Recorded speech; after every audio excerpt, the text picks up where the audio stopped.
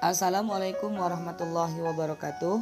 Demonstrasi konseptual pemikiran filosofi Ki Hajar Dewantara dalam karya. Perkenalkan, nama saya Ahmad Syarif SPD, asal sekolah SDIT Alfitriah Pekanbaru, calon guru penggerak angkatan keempat Kota Pekanbaru.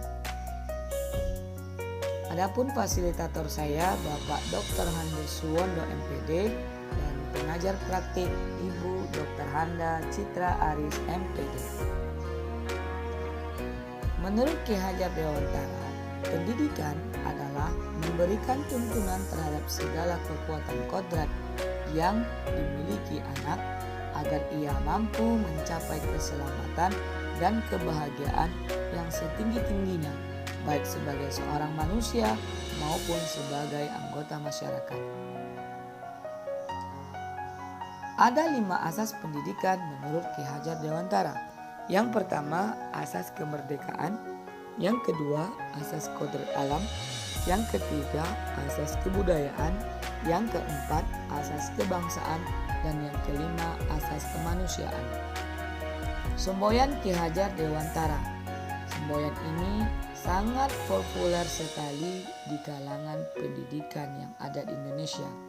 Yang pertama, Ki Hajar Dewantara mengatakan ingarsa sung tolada, di depan memberi contoh atau panutan. Sebagai seorang guru, ketika dia berada di depan,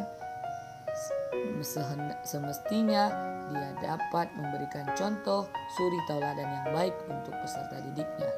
Yang kedua, ing madya mangun karsa, di tengah-tengah memberikan semangat untuk peserta didiknya. Dan yang terakhir, tuturi handayani, ketika guru berada di belakang, dia dapat memberikan daya ataupun dorongan untuk peserta didiknya. Intisari dari filsafat pendidikan Ki Hajar Dewantara adalah perubahan. Perubahan ini seperti tata surya yang selalu bergerak. Dalam upaya memelihara kebudayaan, kita sebagai pendidik harus terus bergerak sesuai kodrat alam yang ada dan kodrat zaman yang berlaku, yang bersumber kepada nilai kemanusiaan. Yang pertama, tabula rasa. Setiap anak bukanlah kertas kosong, akan tetapi setiap anak yang terlahir ke bumi ini sudah memiliki potensinya masing-masing saat mereka lahir ke permukaan bumi.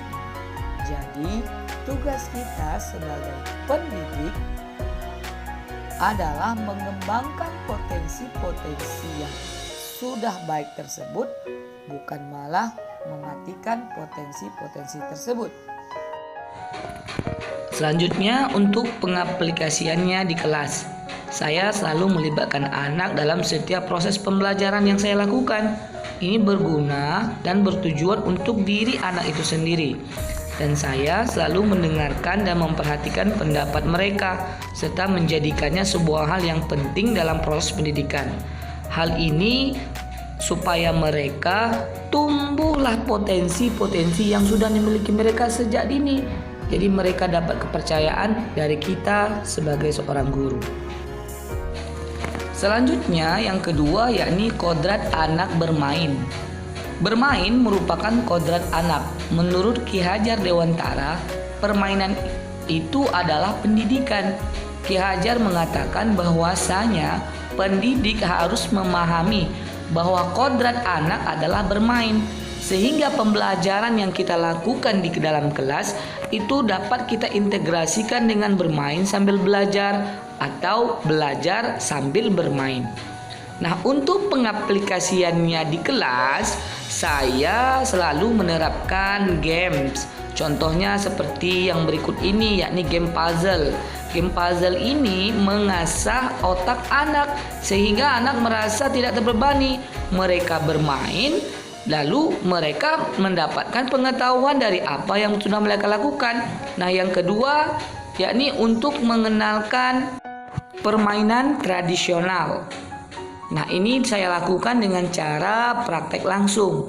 Sehingga ketika anak melakukan permainan tradisional ini, mereka dapat melakukannya dan mereka juga mengetahui nama dari permainan daerah yang mereka lakukan. Sehingga mereka tidak merasa itu sebagai yang harus dihafalkan, melainkan sesuatu yang mereka kenal dengan cara bermain itu sendiri. Kemudian selanjutnya yang ketiga yakni merdeka belajar.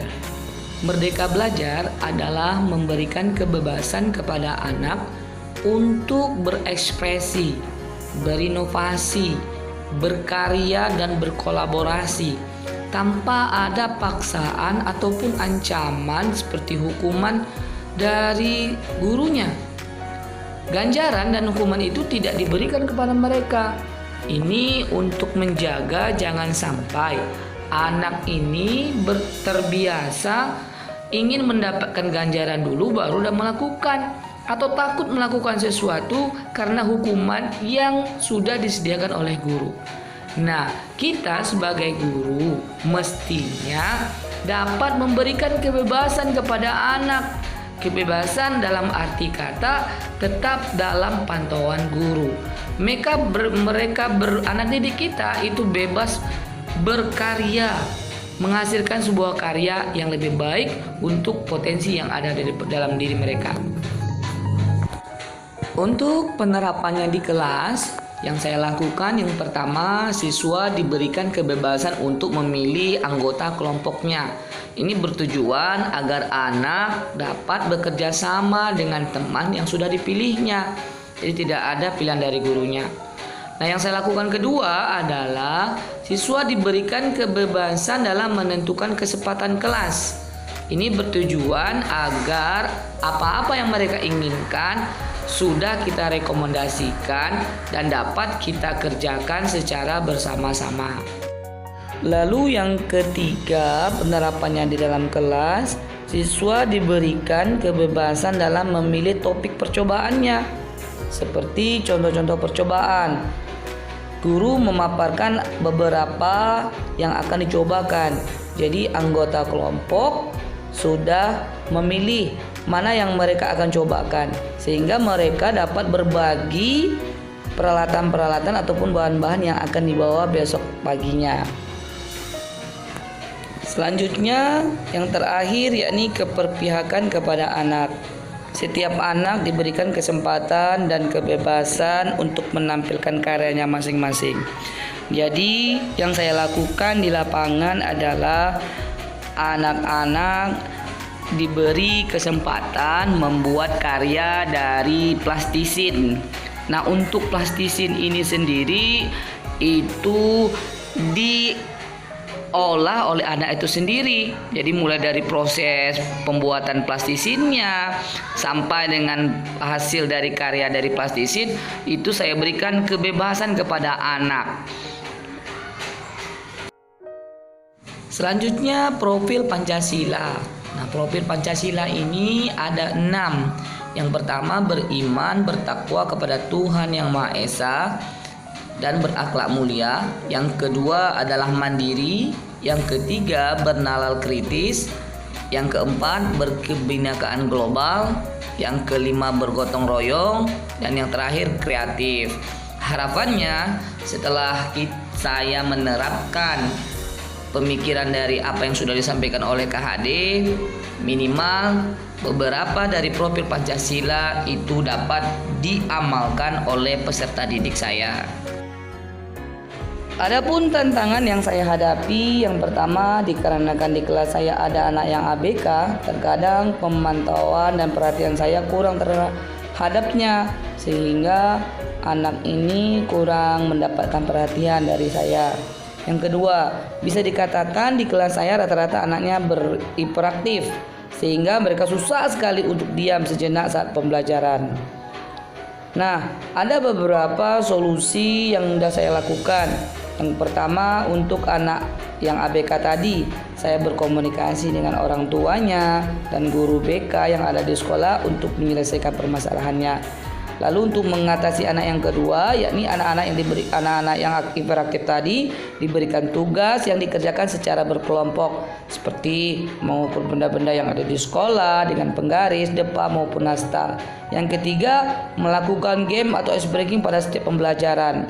Ini bertujuan agar anak-anak yang hiperaktif tadi dapat kembali konsentrasi dalam pembelajaran yang akan saya sampaikan.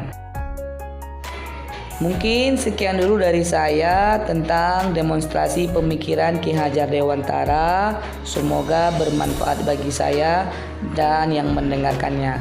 Terima kasih. Assalamualaikum warahmatullahi wabarakatuh.